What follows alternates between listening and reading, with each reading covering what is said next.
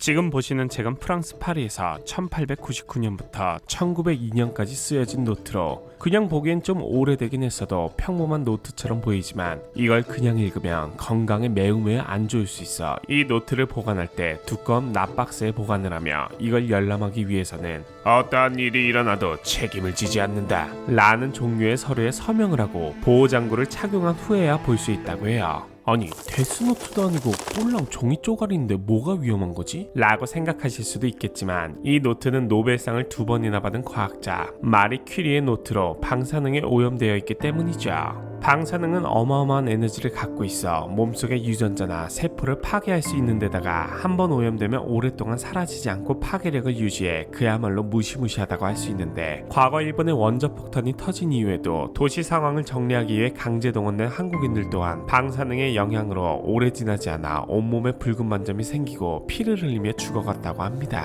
그리고 1986년 우크라이나 체르노빌 지역에서 발생한 원자력 발전소 폭발 사고를 수습하기 위해 투입된 수많은 사람들도 목숨을 잃거나 후유증으로 평생을 고생했죠. 체르노빌의 사고 지역은 수십 년이 지난 지금까지도 접근하지 않을 것을 권장하고 있다고 해요. 마리 퀴리의 노트는 방사능 오염 정도가 그 정도로 심하지는 않지만 방사능의 양이 처음에 반으로 줄어드는 반감기가 1500년이 넘기 때문에 방사능이 완전히 사라지려면 10,000년이 넘게 걸려 앞으로도 계속 납상자의 봉인된 신세를 면할 수 없다고 하네요. 마리의 노트가 방사능 범벅인 이유는 일생을 방사선 물질 연구에 바쳤기 때문이라고 할 수 있는데 남편인 피에르 키리와 비가 새는 헛간을 실험실 삼아 노가다 수준의 실험을 한 끝에 세상에 알려지지 않았던 방사성 원소인 폴로늄과 라듐을 처음 발견해냈죠. 그 과정은 엄청난 고생길이라고 할 수 있는 게 무려 10톤의 광석에서 겨우 10g 정도의 폴로늄이 나오고 라듐은 더 희귀해 8톤의 광석에서 약 0.1g만을 얻을 수 있다고 해요. 또 당시에는 방사능의 위험성을 잘 몰랐던 터라 보호장구도 없이 실험을 진행한 퀴리 부부의 손은 항상 불에 댄 것처럼 쭈글쭈글하고 지문까지 닳아 없어질 정도였다고 합니다.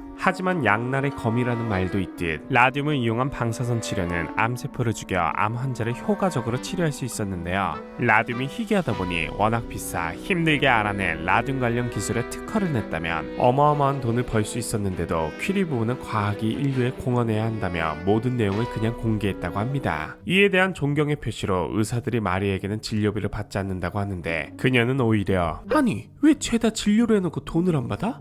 의사들 마음에 안 들어? 하는 반응을 보였다고 하니 그녀의 성격을 조금은 알 것 같네요. 심지어 제1차 세계대전 때는 엑스레이 장비가 달린 자동차를 직접 개발해 딸 이렌을 데리고 전쟁터를 누비며 부상자들이 어디를 다쳤는지 진단해주고 다녔는데요. 당시 도움을 받은 부상자의 수가 100만 명이 넘는다고 해요. 하지만 정작 그녀 자신은 지속적으로 방사선에 노출된 여파와 함께 이때 X선에 너무 많이 노출된 영향으로 나중에 고통스럽게 죽고 말죠. 당시 나이는 만 66세로 평소 라듐이 담긴 시험관을 주머니에 그냥 막 넣고 다녔다는 사실을 감안하면 꽤 오래 살았다고 할 수 있는데 똑같이 방사능 연구를 한 첫째 딸 이레는 실험실에서 방사성 물질에 노출되는 바람에 급성 백혈병에 걸려 만 58세에 생을 마감했지만 피아니스트 겸 작가였던 둘째 딸 에브는 100살이 넘게 살았고 각각 1927년과 1932년에 태어난 이렌의 자녀들도 현재까지 살아있다고 하니 마리 역시 연구가 아니었다면 훨씬 더 장수했을지도 모르겠네요. 그래도 그녀는 자신의 연구로 수많은 사람을 살린 것은 물론 최초의 여성 노벨상 수상자이자 노벨상을 2번이나 받은 첫 과학자로 길이 이름을 남길 수 있었죠. 이에 가족묘에 묻혀있던 퀴리 부부는 1995년 프랑스 내에서 연구한 업적을 인정받아 위인들이 안장된 프랑스의 국립묘지